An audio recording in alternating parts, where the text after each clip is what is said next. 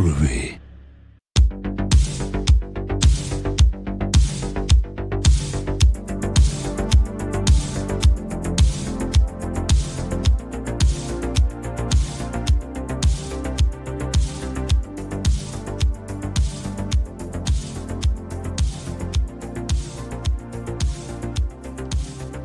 Hello. Welcome to another edition of the Night Party Podcast, where we lit all on the cutting room floor. I'm, of course, your illustrious host, Zach Evergreen. And joined with me today, and a different show, not talking the wreck of slime or the facing of mirrors, but hey, Jeff the Tech that makes the show all possible. What's going on? Him again. So, very special episode. Now, we did miss you on, and I was actually very upset that you were not on Tombstone. I know. I had an issue at home that had to be dealt with. It could not be avoided.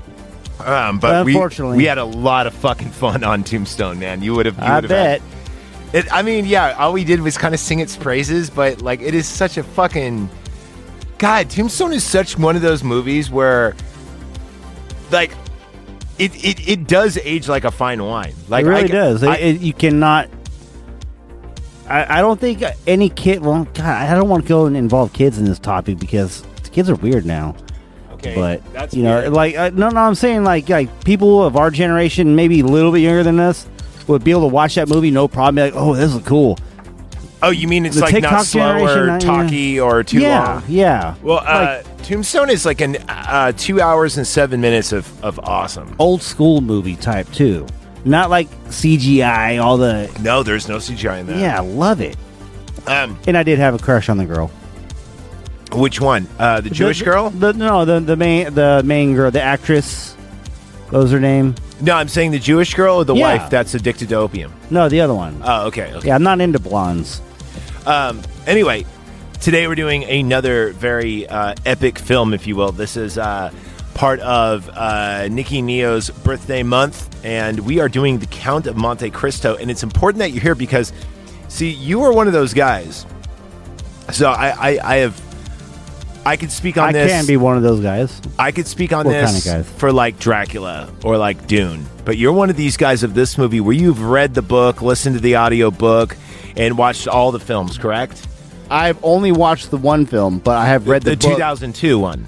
Yeah. Okay. But I have read the book umpteenth million fucking times. Cool. So we're going to do a little thing that we haven't done in a while, which is book versus movie, as we review this movie, The Count of Monte Cristo, 2002. Really cool cast in this. I do really like it. First, let's take care of some bills. Okay, so the Night Party Podcast is brought to you by our Patreons. Our Patreons, such as who just jumped in, Nick Neo, Nikki, what's up? Hello. Hey, what's going on? We just started. He is a Stop the Bike member, they are a Stop the Bike member, meaning that not only do they get on the show, on our Discord, not only do they get sweet merchandise such as our knockoff Stanley Cups that will be shipping out. In fact, Nikki's is on its way. It shipped out this morning. And not only do they get to Stop the Bike and request episodes, but yeah, they also make the show all possible. For $5, which is a little bit less, but it's still great. You get shout outs such as this. Caps and Cork on the borderlands of Vallejo, California in American Canyon. They have all your adult beverage needs covered. Caps and Cork. If you want to have really good microbrews without the attitudes, go to Caps and Cork. That's right. And for only $1, you could Stop the Bike and you get bonus episodes. Like, for instance, you don't just get the offerings of Knife Party, right? You get like the channel, all the fruits of it, such as you get certain After Darks. You get, of course, Face the Mirror. You'll get Midnight Ramen.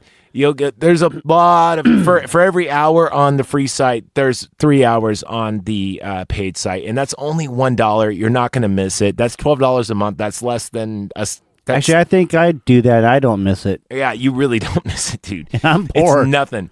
And you could always donate. If I get a significant donation, like, you will be getting something. Let's say like you don't want to commit to like being a Stop the Bike member for 6 months, but you're like, I'm going to throw this guy $50. Then merchandise will be thrown. See, what I'm doing is I'm stockpiling merchandise now, so that way we can have an online store eventually.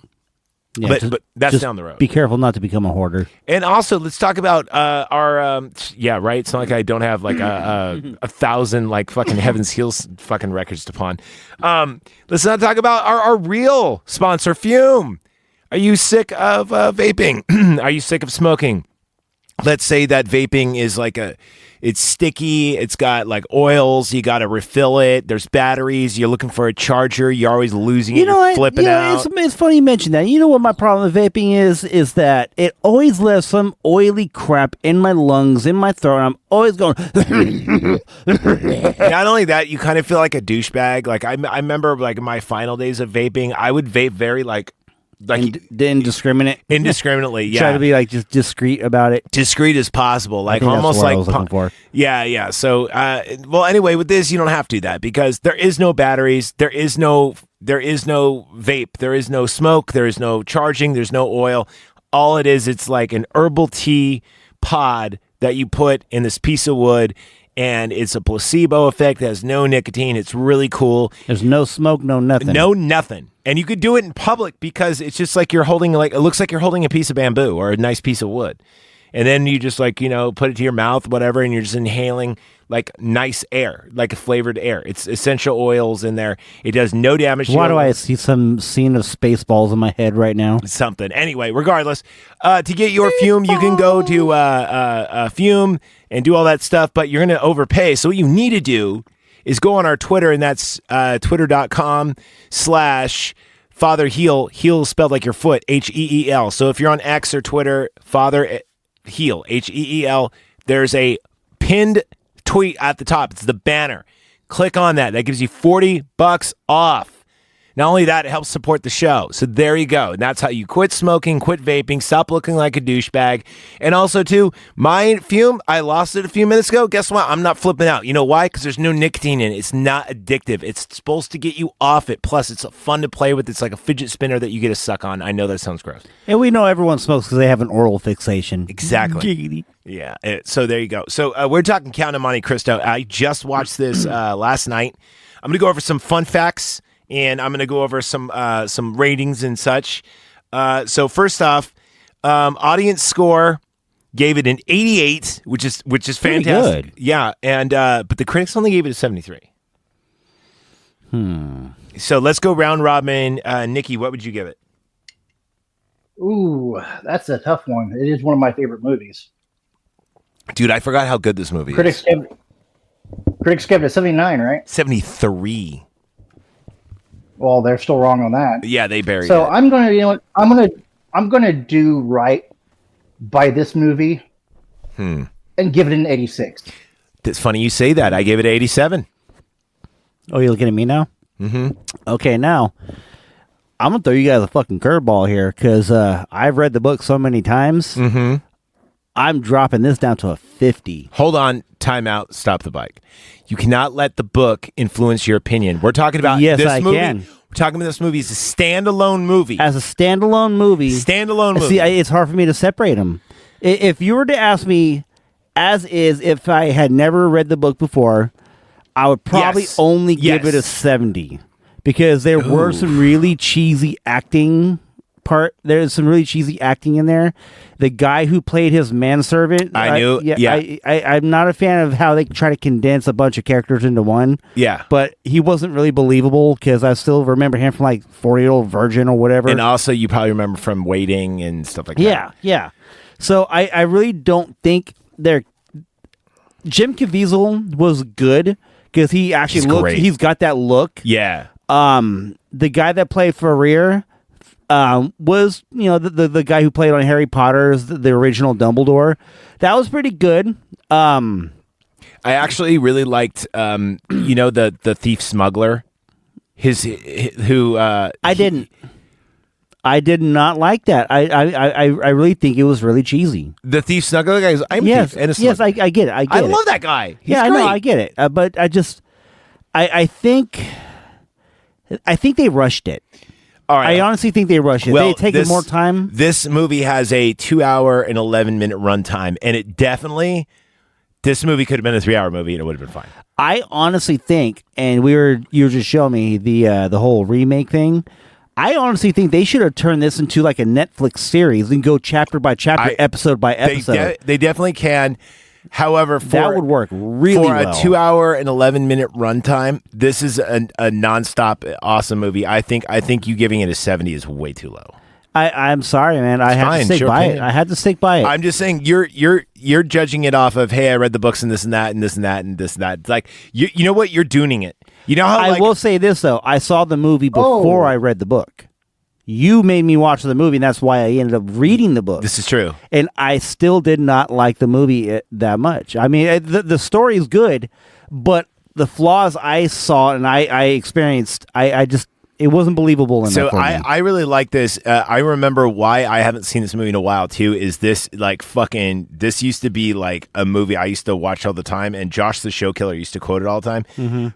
Josh the Show Killer in real life wanted to be Guy Pearce, his character in this, so bad. I gotta say, Guy Pearce's acting in this, I did not like. I was not impressed whatsoever. Oh, dude, Guy Pearce is amazing. I liked his acting better in The Time Machine, but in this, no. I thought he was really cheesy. I really think he was like drunk on set all the time. You know, I don't think he was drunk on set all the time, but I get what you're saying. Guy Pearce's best acting, though, is in LA Confidential. You know what I'm going to say. Oh, yeah. Dude, LA Confidential is so good. he knew what I was going to say. What? Never seen it. Oh, yeah. Oh, of course. That is a late 90s ensemble. I just watched Howard the Duck the other day. LA Confidential is one of those movies that was supposed to be the be-all, end-all movie, like of the 90s. It was... Yeah. Huge ensemble cast. It is the quintessential noir film,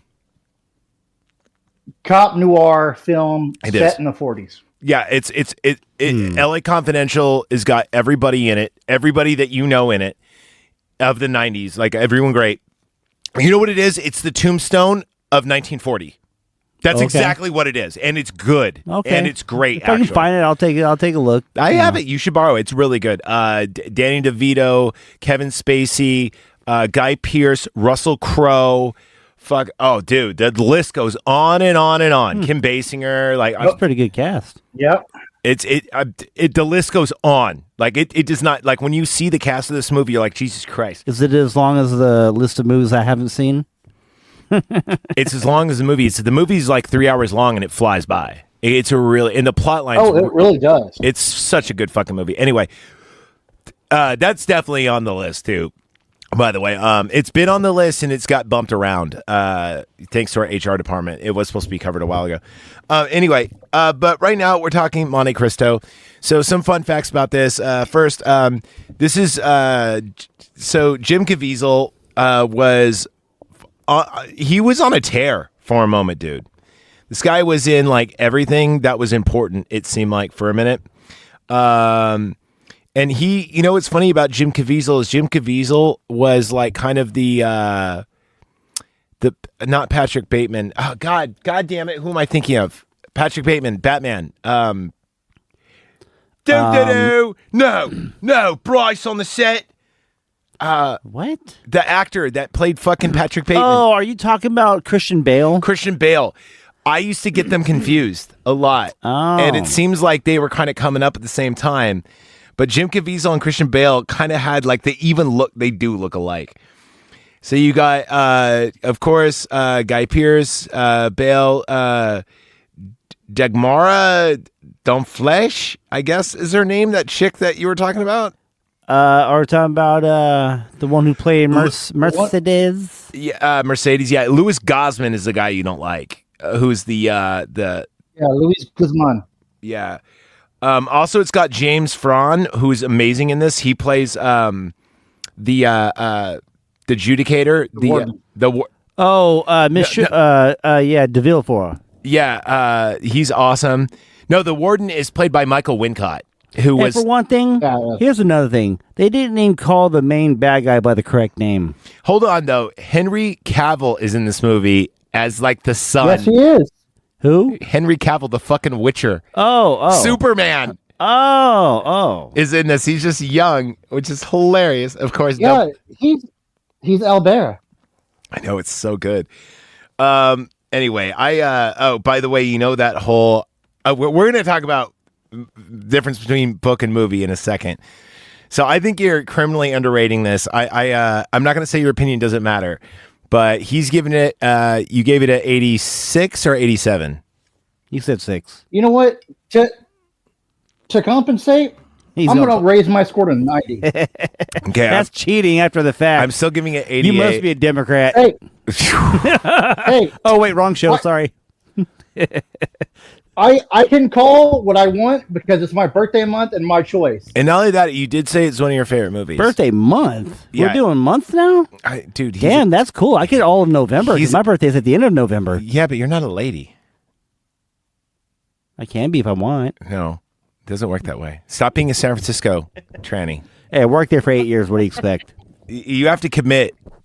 I was indoctrinated by fisting lady. So anyway, all right, so this movie, some fun facts. So there's not a lot of shit online about this movie, except for here's some cool stuff. The attention to detail on the sets is immaculate. Everything was hand painted. All the sets were hand painted. I did like the set work. Yeah, I did like the set work. The ambiance. All the ships are real. None of it's CGI, and they all came from England, and they actually had to sail them to England to where they filmed this. That's awesome. I like that. And it was filmed in Morocco. They were going to film this originally in Ireland and Scotland, but it didn't look Mediterranean enough, so they actually filmed it in Morocco. I thought they filmed that in Malta. Yeah, they filmed it in Malta. Sorry, my bad. I said Morocco. I meant Malta. Thank you. But all those ships were real. They're all floating. They were not sets. All the ships on this were real. And here's the cool thing. All the sword play and all the knife fighting, they had all the characters. They all learned how to do it for real? 3 hours a day. Damn. 3 hours a day. And also no sword fight. 2 sword fights are the same. Nice. They made sure that there's one move that Guy Pearce does where he steals your sword. Is that at the beginning of the movie? At the beginning, but then later on, Monte, he does it Christo to him. does it to him. So that one move is the only move that's repeated. No 2 sword strikes in this movie are ever duplicate. So it's not like left, right, left, right, left, right, left, right. The guy that did all the sword play, who choreographed it, was a martial artist who wanted to be an actor but just couldn't act, but he really wanted to be an actor. So he's Ben Stiller. Yeah, but Ben Stiller is in. Come on, Ben Stiller's in. Let me just get a little ha ha. Where's the da ha ha? There you go. I felt naked without Ben Stiller's in 2 good movies, though, and you probably haven't seen them. I hate Ben Stiller. If you didn't notice. It's because you didn't see those 2 movies. Okay. Zoolander and Tropic I've seen Thunder. Zoolander. I've seen Zoolander was... Oh! I've seen them both. I don't like them. You don't like those movies? I don't like them. Well, no, I do not like Ben Stiller. No, I'm sorry. I'm not saying... I I'm not tolerate him in Dodgeball. I'm not talking about... Well, then you would really love Heavyweights, who that character is based off of. That character is based off the bad guy in Heavyweights. Okay. Where it's still Ben Stiller. Where he runs a fat camp and tries to make kids get skinny by forcing them to do evil shit. Okay. It's good times. Okay. All right. I'm just saying. We can have a 90s late night infomercial. Exactly. That's exactly what the movie is. It's great. It's good times. Disney at its best. But I mean, you like the movie Tropic Thunder, though. You don't have to like Ben Stiller, but the movie itself is funny. I did not find it that funny. Oh my god! I'm a hard guy to get to laugh, though. I will admit that. But you like Spaceballs. I fucking love Spaceballs. I will crack up to it still to this day, and I cannot tell you how many times I've seen it. Speaking of funny, did you know they're re-releasing Blazing Saddles in theaters? Oh, they're gonna cut it up. No, they're not. Really? Yeah, I saw it. You're gonna leave where are the white women at thing? And the rape. Yeah. Oh wait, yeah, actually, yeah, you can leave that in now. Dude. I'm telling you, if they show that in San Francisco, there's going to be a vortex of there's going to be a PC black hole that's going to open up. You can see a magenta-haired fucking weirdo just steaming out of the ears. So here's what I say. I say we go see Blazing Saddles. Hell yeah. And you could dress up in the Indian headdress, and I'll do blackface, and we'll go live and see it. I'm not dressing up, dude. I am not going that dark. No, not dark like Rocky Horror. We'll be in costume. If you show me a group of other people that'll do it, I'll do it. Okay, good. Anyway, I don't have much fun facts about this because all the fun facts I didn't really look online. I actually watched because this is one of my grandparents' first DVDs they bought, and DVDs back in the day used to have like extras. I actually watched all the extras on this, and that's where I got all my information. Oh, okay. Well, keep in mind too, it wasn't exactly like a Hollywood blockbuster like everything else. I mean, this was one of those movies you'd kind of have to go find. Yeah, this was in the early 2000s when there was movies like Shakespeare in Love, Elizabeth, that there was a lot of period pieces coming out. Yeah, and then don't forget like Lord of the Rings for 2001, 2, and 3. I mean, that was dominating. There was Harry Potter. Yeah. There's like Brotherhood of the Wolf. There was a lot of movies. Year 2000. There was Gladiator. I mean, there's a lot of good movies. I think Gladiator was 90. Titan AE came out around then. There was Sightings. Wait a minute, those aren't period pieces, though. No, they're not period pieces. I'm just saying there's a lot of good movies that would have buried this one way down below. Oh, I see what you're saying. You'd have to really go find it because it's basically a B movie at this point. Count of Monte Cristo was kind of a B movie. It did have a pretty huge budget, but all the budget was spent on sets and stuff. The Mardi Gras scene was actually filmed at like 3 a.m, and those were all a lot of cast and crew because they ran out of extras.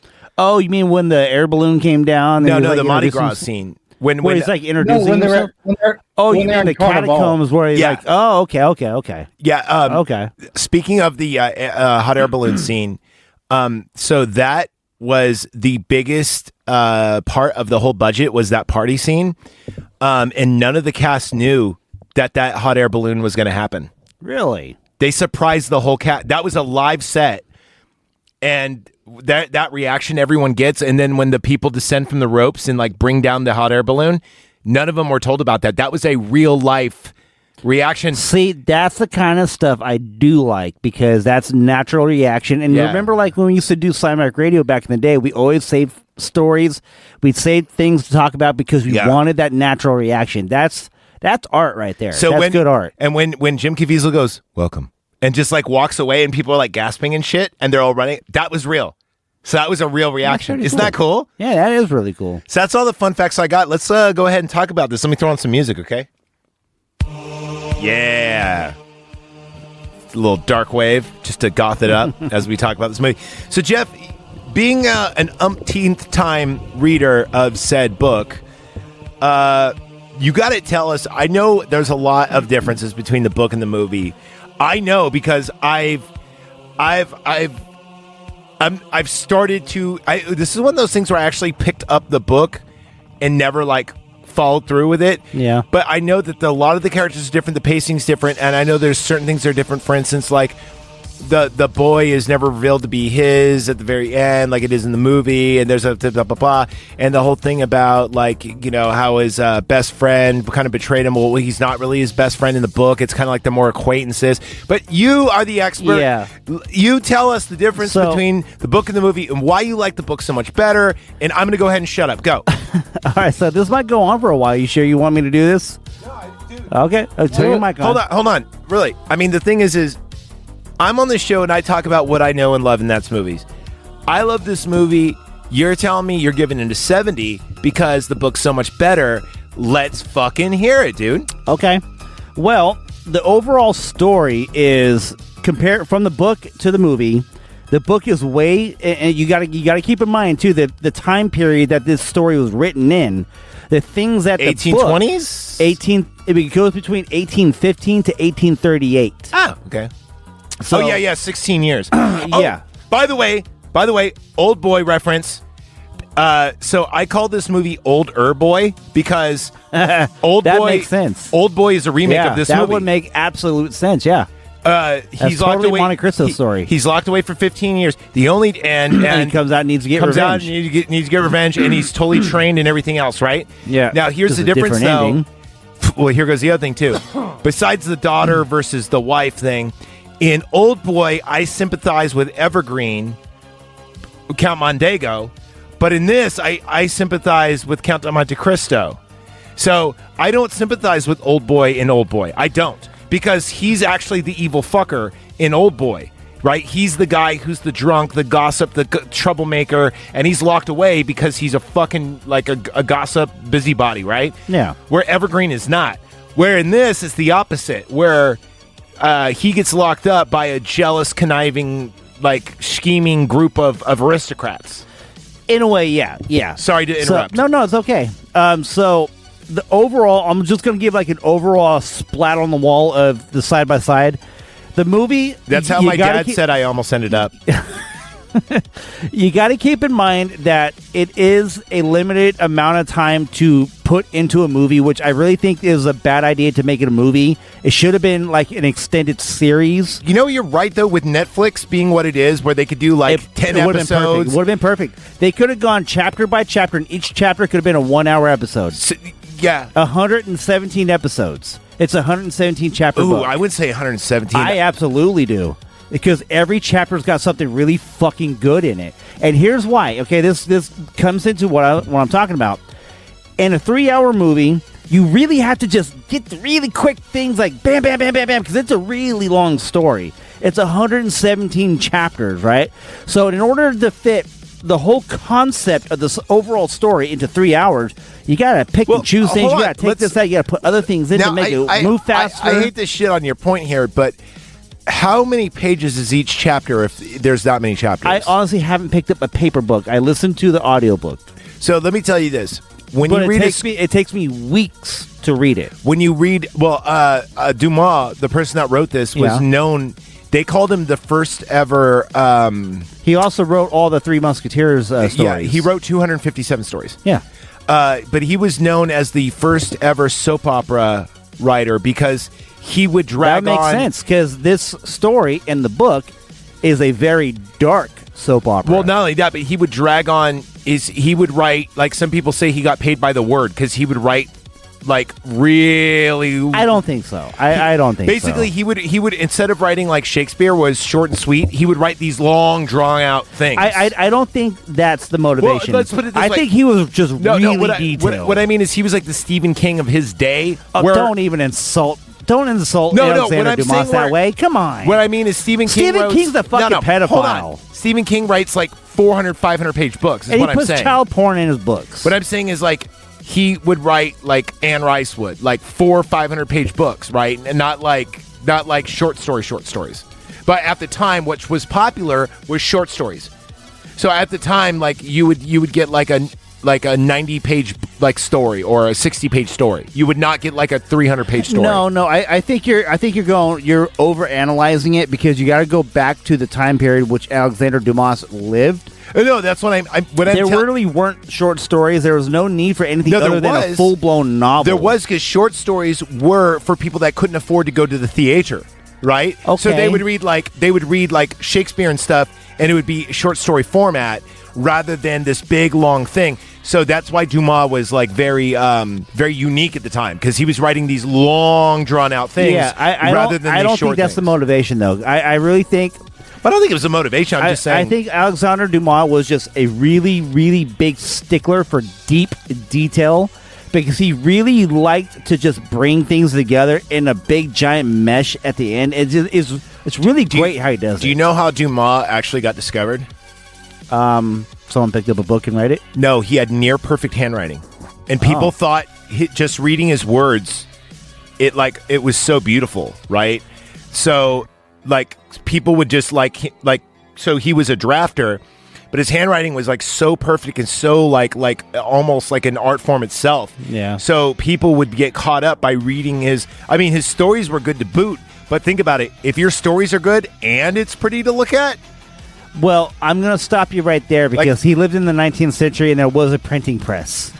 No. You could actually use a typewriter back then. So, no, I'm sorry, Zach, but no. So, he may have all had the shit I just told you right now was actually the real research I did last night. Okay. So, all this shit is not just me coming up. I actually did research on Dumas. I got to keep you in check with your Zach facts. That's all. Also, another thing about Dumas. No, this is really, I did because there's not stuff about this movie, but there was stuff about Dumas that I was able to look at. Also, this movie. Or sorry, not this movie, but Dumas is mentioned in 3 of my favorite movies. Besides this, Shawshank Redemption, I do know. Yes, Old Boy, and V for Vendetta. Oh, that's true. That's very true. They all mention Dumas and Count of Monte Cristo, and they all have to do with breaking free and getting revenge on those who wronged you. That's right. There seems to be a commonality here. So, all right, back to the whole description, though. Back to you. Paint it black. So, in 3 hours, you have to cram a lot of shit. That's a 117 chapter book, and when that happens, you pick and choose a lot of stuff, and you have to basically do it in a way that makes that 3 hours flow in a coherent way. So they changed a lot. Really, I'm going to tell you right now, basically, the book and the movie. In the movie, they basically the only things they got right were the names minus one character, and that's it. And you say the main bad that's it. guy. Not even the amount of time in prison was correct. You said Montego? That's not even his name? No, his name was the Count of Morcerf in the book. Oh, okay. Not Mondego. His birth name was Fernand Mondego. Ah, got it. So, but in the book, he joined the military, fought against Napoleon in the Napoleonic Wars, and he went to Greece to fight against the Turks. He was basically a soldier who made his fame by being a soldier, and he betrayed somebody, got paid for it, and then he bought land and made himself a count, just like Count of Monte Cristo did. He got a bunch of money, made himself count. He called himself the Count of Morcerf because Morcerf was the estate that he bought. Yeah. Because you're the count of the place you live. Yeah, you own. yeah. So that's how it goes. So when they say the Count Mondego, they're saying the count, but Mondego is not the place he lives at, so that's incorrect. I got it. So that was just a stupid flaw, but they're expecting the audience to not be smart enough. So Count of Monte Cristo, they call him that because it's the treasure of Monte Cristo. No, they call him the Count of Monte Cristo because he buys the island of Monte Cristo. Oh, he actually buys the fucking island. He buys the entire island. Got it. And then the cave where he found his... See, that's the other thing. In the movie, he found the treasure sunken in the water under a cave. In the book, he has to go and find this hidden cave by basically blowing up a rock and then hiding in there and hacking a wall, and it's buried into like a second chamber. He has to go dig for it in a cave, and he's on the island by himself when he does it.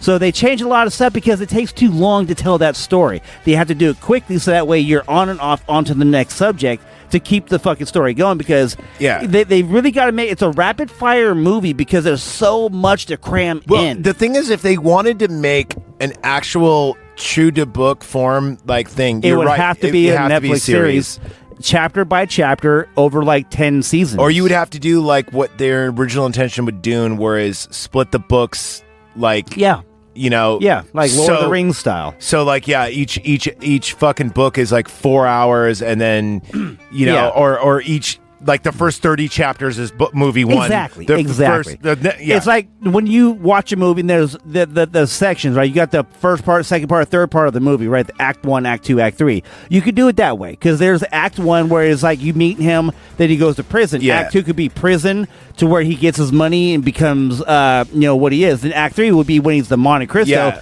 to the end. There's a 3-part movie. They have to be like a 3-hour movie, 3-hour movie, 3-hour movie. So it'd be 9 hours. So it'd be like that'd be a good like Lord of the Rings. That would be a good 10-episode miniseries. But even then, if they did it in a 3-part movie like that, they would still have to cram and pick and choose. And I think the best way to do it would be a Netflix series.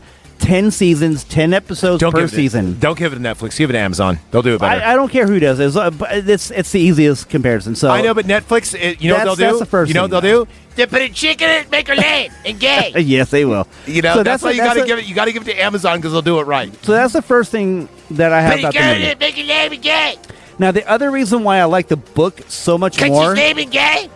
The reason why I like the book so much more is the amount of detail that really does go into it, because it is really, it's not just about Monte Cristo, it's about all the other people around him, not just the people who screwed him over, but their family members too, and how he gets to them through secret, silent, little quirky little ways, and he basically takes the entire city of Paris and flips it on end, and he didn't do a damn thing about it. And in the book, he doesn't even kill anybody in the book. He's hands off. He doesn't kill a single person in the book. I know the guy that wrote the movie though goes all by suggestion. The money. guy with the movie that wrote the movie, he goes, I gotta end this fucking thing in a sword fight.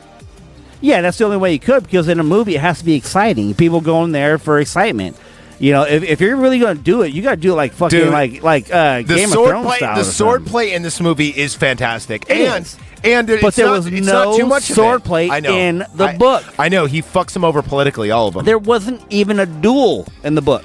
Also, one person died from being poisoned. Also, too, when one of my favorite scenes is when the people die from being poisoned. Sorry. When the prosecutor gets arrested and there's the pistol, and he goes, "A gentleman's courtesy," and then he is about to commit suicide, and then it goes click, and he goes, "Want to make it that easy for you?" You didn't think I did like that part. That's something I would do. Yeah, and then also there's a couple of really good lines that are in here that aren't in the book. That's one of them. Another one is when Michael Wincott is beating him, and he's like, "Oh God, God." He goes, "Cry out, I'll make you an offer. Cry out to God, and the second he shows up, I'll stop beating you."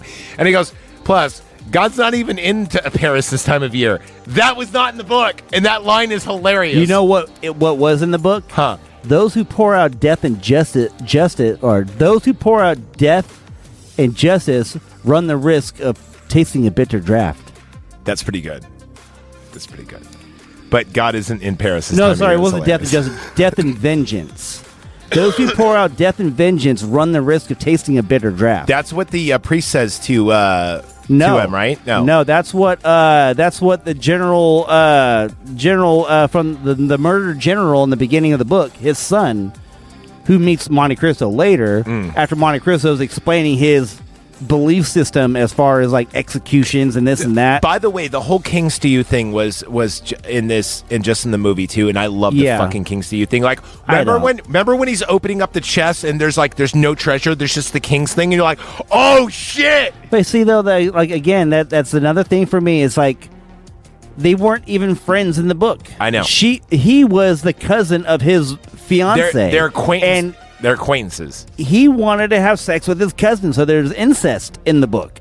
There's actually literally in the book potential incest. I know, like Old Boy. A half brother, half sister almost get married. That's why I called Old Boy Old Boy. That's why I love the book. And if you're thinking about the 19th century, that's what it is. And think about the 19th century, how scandalous something like that would have been. I mean, you talk about shit like that nowadays is no big deal, but back then, people commit suicide because they find out they got pregnant at the wrong time. Remember, so you missed it, but Doc Holliday, he was in love with his first cousin, and then when they got busted, she went to a nunnery. And that's what made him a gambler and crazy and shit. I did not know that.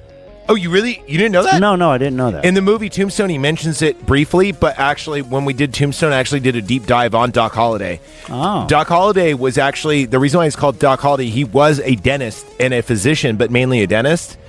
And he was... Probably how he got tuberculosis. Well, check it out. He was having an affair with his first cousin. He was 15 at the time. And they got busted, and they threw her off to a nunnery, and then he was like, fuck it, and just started gambling, shooting, and drinking. Wow. And then, so he was not that person. He became that person because he lost his, one true love kind of thing. It was his cousin. I know different times back then. People were, a little more lax that way. Then they got stiff, and now they're lax again. I mean... It was the 1800s, dude. I don't know. Dude, you got to think about royal times when people marry their fucking, siblings. And that's exactly right. There's some of that in the book, too. I mean, in Egypt and, King Arthur times and all that shit. I know King Arthur times isn't really a thing, but you know what I mean? In, the Dark Ages, you would marry, your sister who actually wasn't your sister, but was your sister because...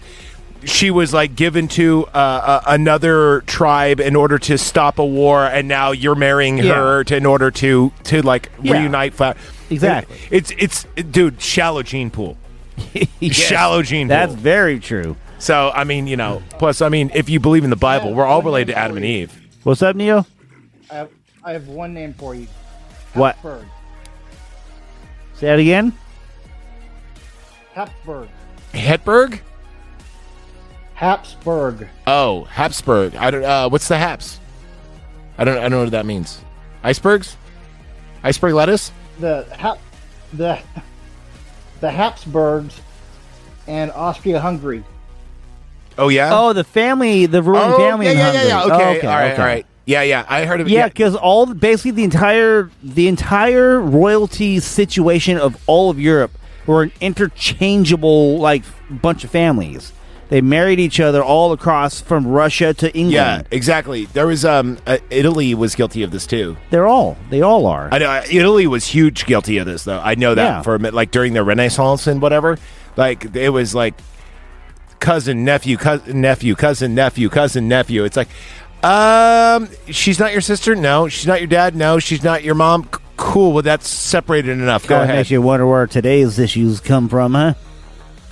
I don't know, dude. Anyways. So that's my take between the movie and the book. It's just the book is so much more detailed, and there's so many stories missing that the movie doesn't have. Okay, but here's like morale and here's my issue.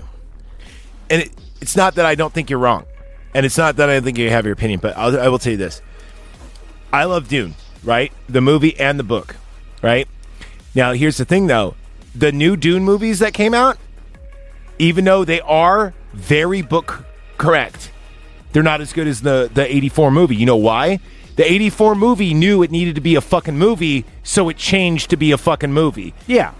And that's what I was saying earlier. So if you wanted to, there's no way. I mean, we've already stabbed this to death, but there's no way you could take Alexander Dumas and put it in a 2 hour and 11-minute movie. No, that's why all the Three Musketeer movies suck. You know, it's not that. I heard Man in the Iron Mask is good though. I never saw it. The one Leonardo DiCaprio. I don't know. I never saw it. I haven't seen it in so long, but I remember liking it. But I've only saw it once, and I think I saw a TBS version of it. It is a Alexander Dumas Three Musketeers book, though. I read it. But the whole thing is actually just kind of more of a side story. It's not really the entire story. Oh, I know, but apparently it's like out of all of them, it is the darkest. Yeah, I think it's, the book is called 20 Years Later. Then there's another book that says 40 years later. So yeah. Wait, what? Alexander Dumas didn't write Don Quixote, did he? No. Who wrote Don Quixote?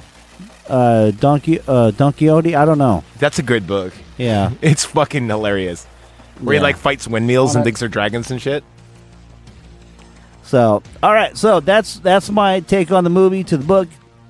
I think we got somewhere to go with this, don't we? Yes, we do. All right. So, all right, Neo, let's talk about this movie because apparently we got haters in the house. Dude, did you get like tons of fucking Final Fantasy VIII feels in this movie at the very end? The sword fight reminds me of Squall versus Cypher in the beginning of Final Fantasy VIII. Like when they're fighting in the field and you see the like grain and all that shit. And it's perfectly shot with the clouds and all that crap. Dude, the sword fights in this are immaculate. You can see those 3 hours every single day of them practicing actually paid off. Also, that's when you talk. Yeah, he knows. I'm playing, dude. I'm playing. Also, I let him finish his rant before I answer. I was going to say the costumes in this movie are fucking amazing too. Not only the sets are amazing, but the costumes are amazing in this. Even to the point where they make Guy Pearce have like fucked up teeth, and he still looks like a pompous ass. The dialogue is great in this movie. I know the dialogue is not from the book. It's own original dialogue, but dude, like when Mondego is like, oh, he couldn't be at the party, he had a pressing appointment, and then he's like got a duel the next morning and he's drunk and he like kills this dude, and then he comes home to his wife and his like wife is like, so what happened? He goes, well, unless his heart's on the right side of his body, he's dead. And he's like, all because you fucked his wife? And he's like, well, you didn't have to make a big stink about it. And she's like, all you do is fuck other people. And he's like, so I guess I don't have to keep it secret anymore? Cool. All right. Isn't this liberating? Like that whole scene is great. Like, I fucking love how they make it so the bad guy gets everything he wants in Act 1, and in Act 2, he's still a miserable cunt. Yeah. He's still miserable. Like, he gets everything he wants, but it's just that character. And this reminds me so much of Josh the Show Killer, dude, because Josh the Show Killer, I swear to God, loved it. I showed him this movie, and this became his favorite movie. He would answer the phone, Mondego speaking, swear to God. Why am I not surprised? I know. Freaky dude, motherfucker. Dude, he fucking, like, he is such, like, his real life id is Mondego. in this movie. Except he's not rich. No. Well, no. Oh, he's never like needed money. Let's put it that way. Now you're paying his bills. Unfortunately, so am I. Because he's on disability. He's getting a nut check. Oh. I totally don't agree to you. Fucking Democrats and their fucking... That's a different show. That's for a different show. We'll get into it pretty soon, probably in about 15 minutes. Anyway, the costumes are great. The cinematography is great. No CGI in this movie. Yeah, and I appreciate that, especially in the year 2000 when it was like becoming a big thing. What did you think about the Napoleon? I thought they made a good Napoleon in this. Yeah, actually. That was one part of the movie that I didn't find too many faults with because that was basically how it would have gone. But yeah, I gotta say, man, the director, I think they could have gotten a better director. I know you hate the comic book relief of the pirate friend or all the pirate and smuggler friends. Vampa. I like them all. I think it's great. Except for the one thing where he's like, we can go to Paris, bang, bang, bang, then we spend all this money. It's like, yeah, okay, cool it. You can, But the cool thing about it is that Jim Caviezel no-sells it, so it keeps it awesome. And also, too, when he has his breakdown, and he goes, if you ever get in my affairs again, I swear to God, I will start where we finished on that beach. Like, that it makes it all worth it. I really like it. You know what? I'm bumping this up to an 89. I am bumping this up. I love this movie. Oh, yeah? Well, I'm dropping it to a 65. The swordplay is great. Here's another thing, too. I remember when I was watching it, I thought it was longer than it was. I forgot it was only 2 hours, 11 minutes. Tombstone, same thing. Those are two movies I thought were like 2.5 hours, maybe longer. Shorter than you think, and they're perfect. Like, I always complain when a movie goes over 2 hours, you better mean it. Right? Now... This and Tombstone, 2 movies in a row, 2 weeks in a row, where it's at 2 hours just about, and they fucking meant it and great. And guess what else I saw in between these 2 movies? Wolverine and Deadpool. Guess what? Went over 2 hours. It could have been fucking edited. That movie could have been 90 minutes. That comes into play with something I said earlier. It's like how disappointed I am in modern cinema. It's so cookie cutter, cheesy. It's the McDonald's effect. No. Actually, it's like everything's just fast food slapped together. Throw it through the drive-through, and Wolverine and Deadpool is quite creative. You would actually like it. I don't like any of these superhero movies. I mean, literally, I do not. Neither do I.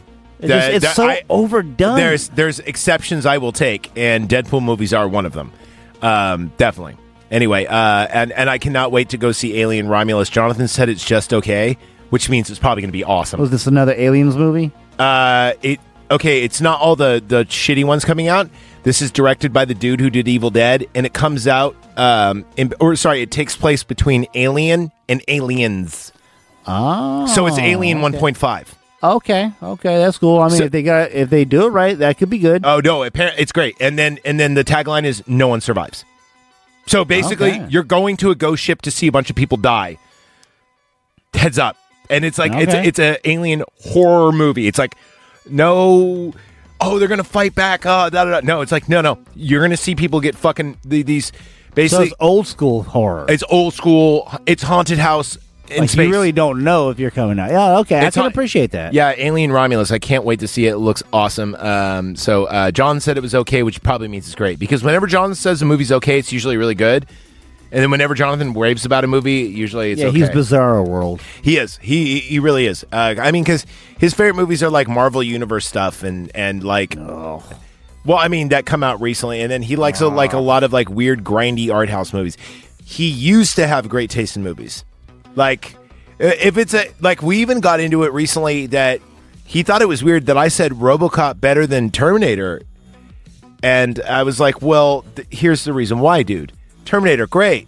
Don't get me wrong, but Terminator's a 99-100, right? Predator's 100. RoboCop is 101. It's just got that extra.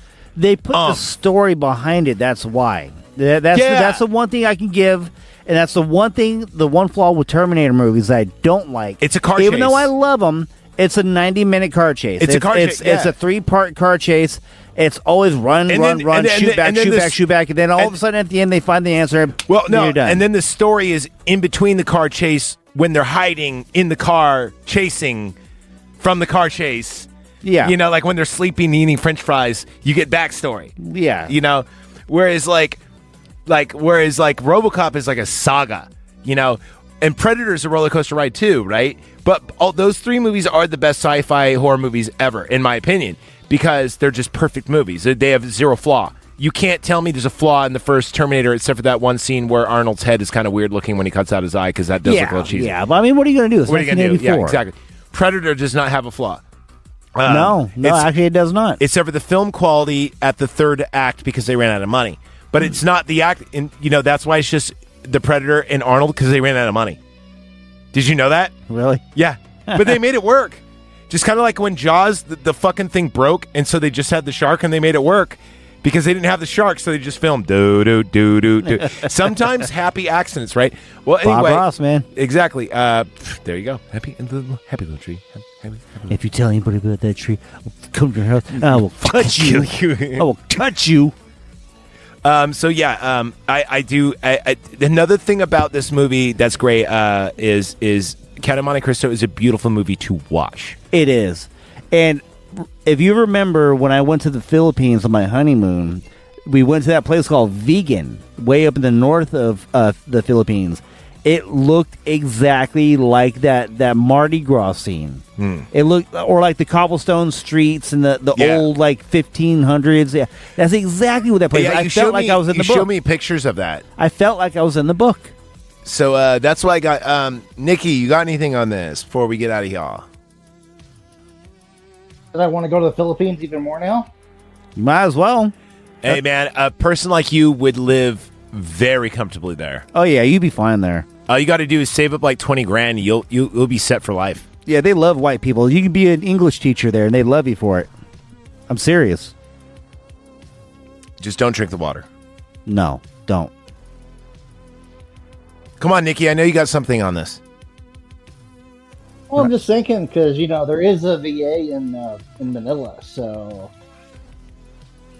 you want to stay away from Manila. Actually, yeah, you don't want to go to Manila. You want to go up north. You want to go to the not so policed cities. Yeah, stay away from Manila. Stay away from Cebu.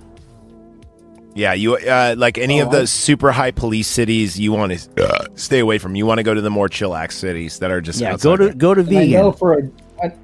I know for a damn fact that you stay away from the south of the country. You could go to Boracay. You could go work like the beach areas.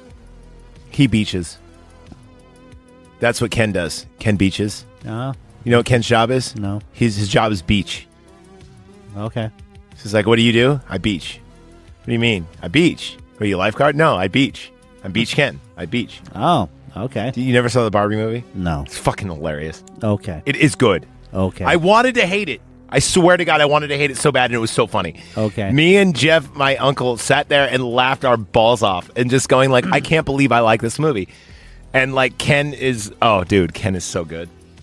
Oh, man. But anyway. Yeah, it was actually surprisingly good. It's very good. Yeah, I'm not sure you're going to get me to open up enough to watch that movie. Here's the thing. It was supposed to be a feminist huzzah great thing, and all it does is shit on feminism the whole time. Like, it did the opposite of what it was supposed to do.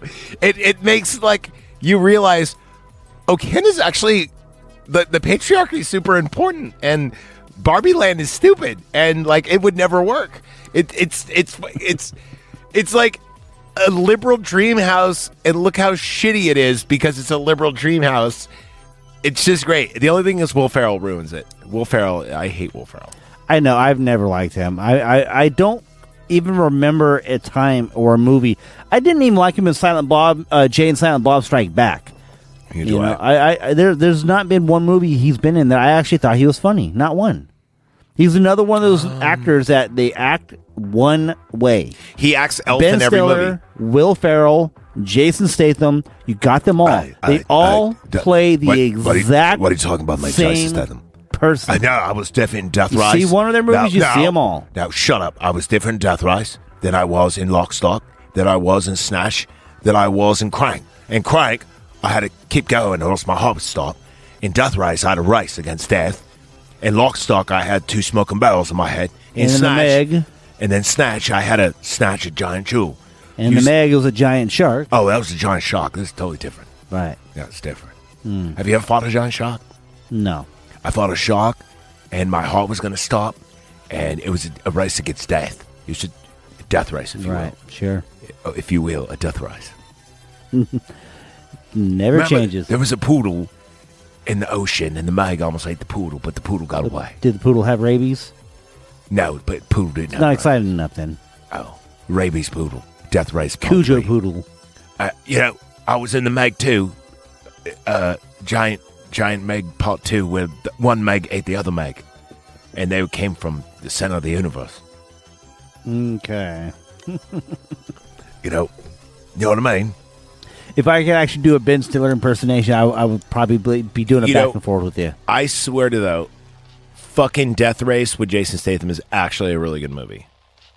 Okay. You've never seen it? No. It's good. I mean, I've seen the Expendables 1 and 2. Maybe I think I might have seen the third ones. Dude, hold on, and also the original Crank is good, dude. Nikki, no, have you saw seen that. Have you seen the original? The remake of Death Race with Jason Statham. Fucking yeah.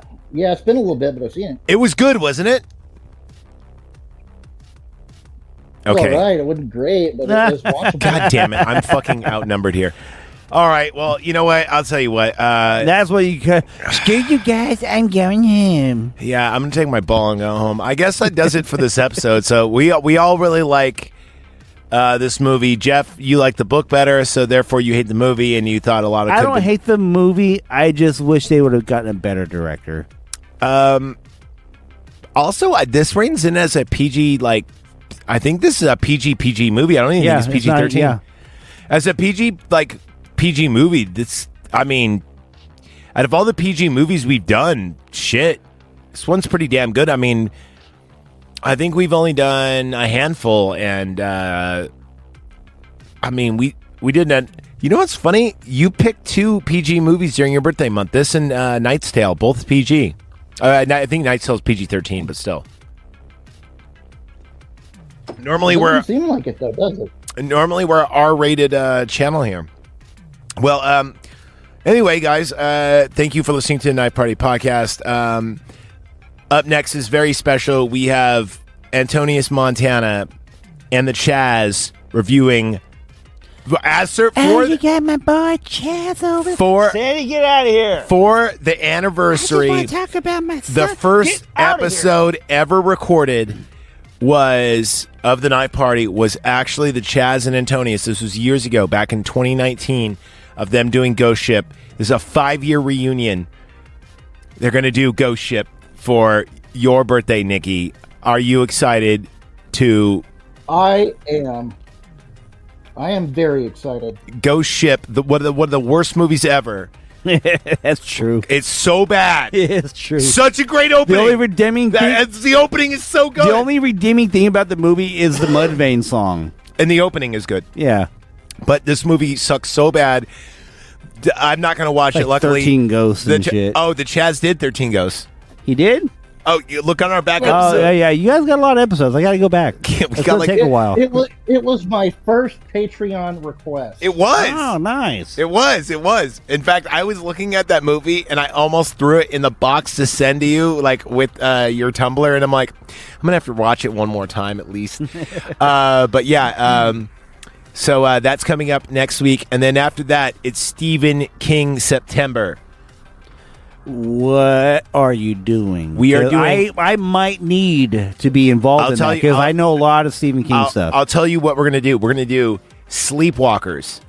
Good movie. I love cats. We're going to do Secret Window. I did see that once. In theaters. We are going to do Misery. Oh yes, and I read the book and and we were going to do Christine. Really? Hold on. Come on. No. Fuck that. Christine kicks ass. Christine's a great movie. It is a good movie. John Carpenter's Christine, by the way. John Carpenter of The Thing One of my favorite. I get it. Okay. But there's No. The reason why we picked out these movies is they're so different. They're all different directors, and they're all different versions of horror. Like, you have a vampire movie, you have a psychological thriller, you have a crazy person thriller, and you have a haunted car. Pretty good. Plus, okay. So no, because normally people go, well, "Where's your Pet Cemetery? Where's your Shining? Where's your this?" No, we're picking out we're picking out the weirder ones. Yeah, no, that is good because Pet Sematary is one of those Hallmark ones that are overplayed and stuff like that. It's Secret Window. No one's seen Sleepwalkers. Seen the one with Johnny Depp. Yeah, I saw that. I've seen Sleepwalkers. I know, but I mean, a lot of people have never seen it. A lot of people have never seen it. I would have done Misery something like... is so dark. Yes, Misery is a perfect one. Oh, God, it is. And then also really Christine. What about like miniseries, Stephen King miniseries? Dude, it's only our first Stephen King September. I mean, there's this is just... Well, if you're talking series, there's Rose Red, and then there's The Stand. What they did on TNT, which is my favorite, Salem's Lot with Rob Lowe. Yeah, that was good. But what about The Stand? Dude, I have so many... I counted. I have something like 20 Stephen King based off movies. There's also Cat's Eye. There's also... I love that one. Yeah. I love that one. There's so many of them. I just watched it like a month or so ago. I'm just saying for the 4 movies we're doing for September. Okay. First Stephen King September, we're doing that. So that's coming up next. But coming up next on the channel, if you're listening, is a little bit of Face in the Mirror. We're going to get a little political. We're going to talk some shit. Neil, are you going to chill with us for this? Well, I mean, if you ask nicely, I might. I do have a subject matter that you might be able to participate if you're willing to. Shed light on, if you will. If you're willing to, it's totally up to you. Neil, we want you on the fucking show. I need someone other than him, man. He's getting old. He's getting stale over here. There you go. It's like, if you ask me nicely, stay on the fucking show. There you go. See, that's how you do it. Cool. All right, so we're going to end it right here. From all of us at the Knife Party, remember, be kind and rewind. Remember to never blow on the cartridges. You just use the little alcohol with a little Q-tip and everything else. And no, you always do the... Yeah. Remember to turn your tapes early on time. Never put them on the dashboard because the sun will warp them. Never put them next to a magnet. Fucks them up too. And lower the needle on the record very gently. Gently. And never do it on the groove. Do it before the groove, not on the groove, right? Exactly. Always on the edge. I told you, James. You didn't listen. Exactly. And remember, too, punch out the hole when you don't want someone to record over it. And if you are going to record over, don't leave your tape over the punch hole. Like, no one likes that. It looks tacky. And if you do make a cool mixtape, write down every song in particular. On the cover. Not the tape itself. Not the inside and in the tape. Thank you. Exactly. Okay. All right. From all of us, be kind, rewind, and be ethical to each other. Go fuck yourself.